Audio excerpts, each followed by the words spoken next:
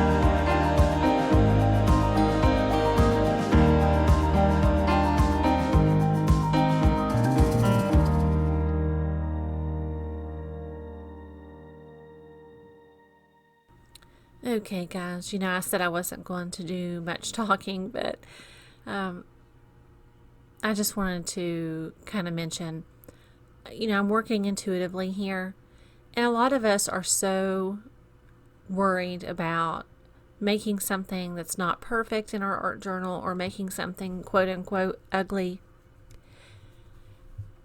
that we either don't work in our art journal, so we put it off, or we don't want to share what we've made, or we limit ourselves to the few things that we are comfortable with. And I just really want to encourage you not to do that. I'm working here with something I'm really uncomfortable with. I do not like this page as I'm going. I'm going to be really honest with you. In the end, what I'm left with, I do like, but at this stage, I'm not happy. I do not like purple very much. I certainly don't like yellow and purple together, at least not what I've got going on here. And I'm telling you that just because I want to encourage you. One, it's okay even at the end if it's not something that you love. Right now, especially with the things going on in the world, it's really important to me to stay creative and have an outlet. And you can't be perfect. Everything you make can't be perfect. It is very hard with social media now to see all of the amazing things that people are able to do, and you may compare yourself, and comparison really is the thief of joy. Also, sometimes we start out with layers that we don't love, as I started out in the beginning, and just stick with it and keep working would be my advice. In the end, the page I don't love. It's not the best thing I've ever created, but I do like it. I did learn something from it.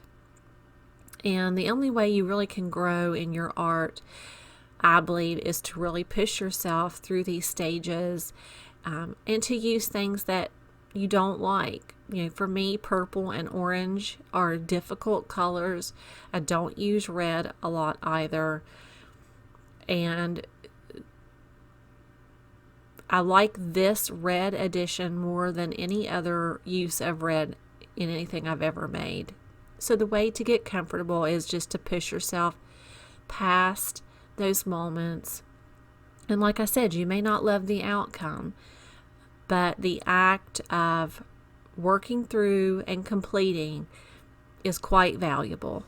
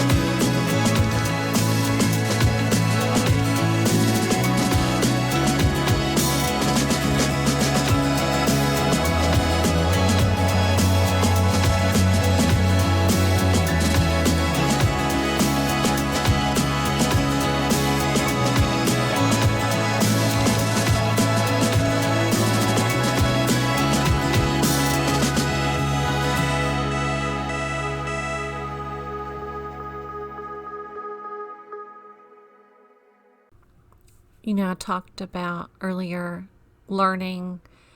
At the very least, you learn some things from your page, even if you don't love it.